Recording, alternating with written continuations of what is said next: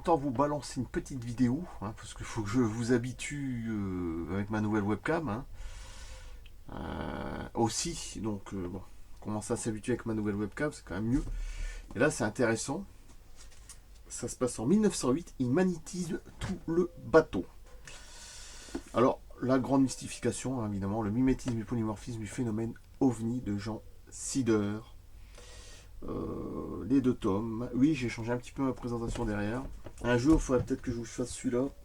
Je ne sais pas, mais lisez bien. C'est très intéressant tout ça. Les récupérations de Roswell pour ceux qui se crachent là. Hein. Et avec ça, ils ont fait les pulses électroniques, les fibres optiques, les lasers. Voilà. Grâce aux artefacts extraterrestres récupérés sur le site de l'écrasement survenu à Roswell. Le colonel, je crois, oui, Philippe Corso, d'accord, un ancien officier du Pentagone révèle les faits. Si un jour je peux vous faire cette vidéo là, ça peut être très intéressant. Et oui, tout ça, les gens ils ne savent pas. C'est pour ça que je vous dis, il faut lire plein de livres différents. Il faut en avoir 20, 30, 40. Comme ça, vous êtes sûr, à partir de ce moment-là, qu'il y a vraiment quelque chose qui n'est pas normal dans ce monde et qu'on cache énormément de choses. C'est pas avec 2-3 livres qu'on va s'en sortir. Il en faut 30, 40 et puis il faut lire beaucoup. Des fois, il faut que je relis plusieurs fois les livres parce que je me souviens même plus. Et de toutes les fois, ça revient comme ça. Il y a tellement de livres et puis je vais encore en acheter par la suite. Donc voilà.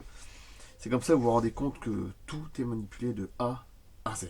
Voilà, c'est tout. Et à force, voilà, on le constate et puis c'est de plus en plus.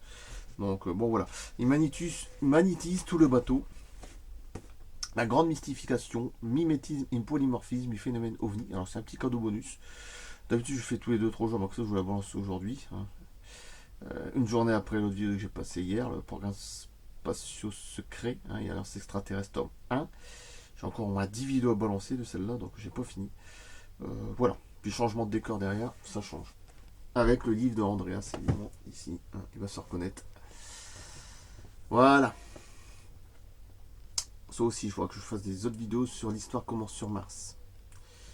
Ça aussi, hein, c'est pareil, hein, tout ce qu'on vous cache, de toute façon.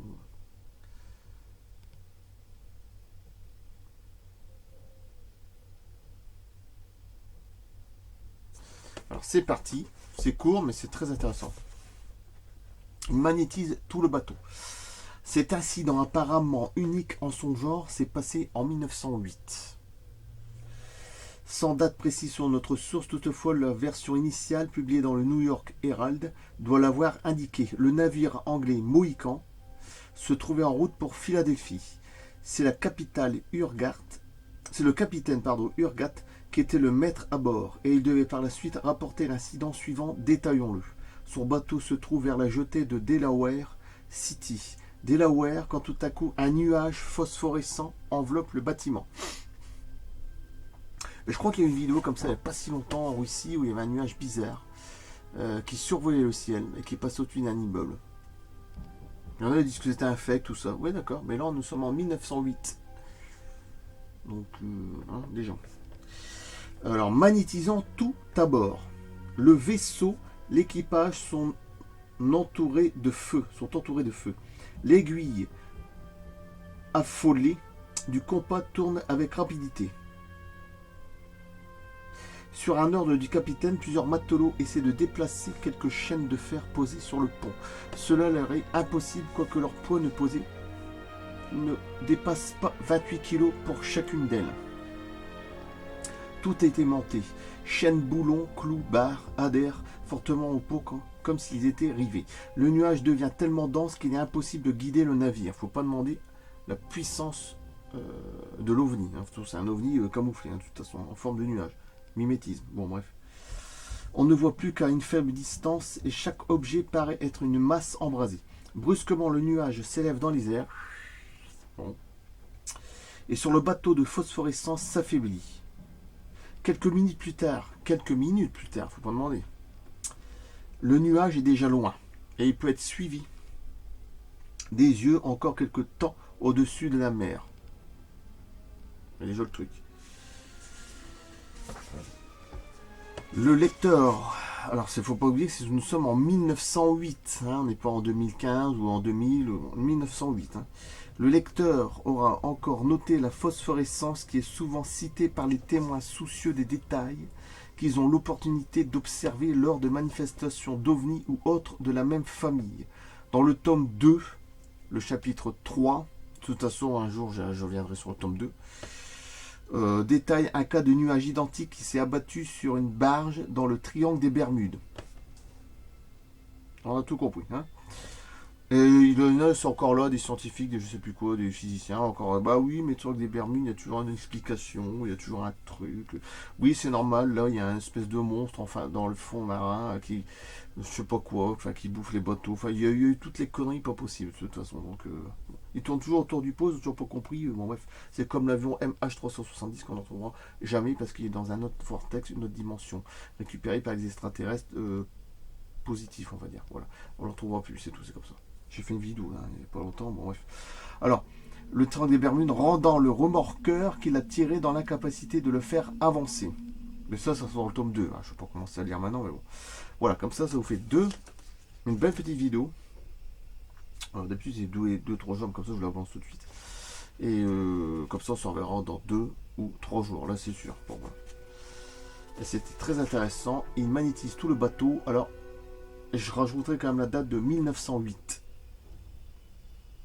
Ok. Le navire anglais. Alors je mettrai aussi le navire Mohican anglais, 1908. Comme ça au moins ça sera clair, ça sera plus clair. Hein. Pas pour vous. Puis au moins vous commencerez à avoir l'habitude avec la nouvelle webcam. Il était temps parce que je vais pas commencer. Bon bref. Les anciennes vidéos, là il faut que je continue à liquider parce qu'il y en a encore beaucoup, au moins 25, je sais plus combien, plus de 25. Avec le son qui est pas terrible, bon bref. Et même l'image, elle est moins. Moi, je trouve que là, la qualité, elle est quand même au-dessus. Alors, des fois, il peut y avoir un petit décalage. Ou un petit. Si vous écoutez bien, il y a un petit beau rendement derrière, ça fait ça. De temps en temps, mais j'arrive pas à le régler. Bon, bref, c'est vraiment un petit détail. Je pense que vous allez l'entendre. Mais c'est vraiment léger. Il magnétise tout le bateau. C'est le scintillement, en fait. J'ai du mal à régler. Voilà, je coupe là. La grande mystification, mimétisme et polymorphisme du phénomène ovni. Et j'adore ce livre. J'en sidère. Voilà, tome 1 et tome 2. Si vous ne possédez pas, il faut l'avoir. C'est là que vous comprenez mieux les phénomènes ovni. Voilà, dans le monde. C'est tout. Beaucoup mieux. Même par rapport au projet Blue Boom, tout ça, Blue Beam, je sais plus quoi, là, ça c'est pareil. C'est technologie qui a été récupérée militaire ou industrielle. Alors ça dépend si ça tombe pas sur un parallèle 33. C'est encore une autre histoire, mais bon. Mais ça fait partie un petit peu du monde ufologique, hein, faut pas oublier. Bon, bref. C'est encore une autre histoire. Mais ça correspond. Voilà, je coupe là, merci. Une belle petite vidéo. Et à bientôt dans 2 ou 3 jours. A plus. Merci.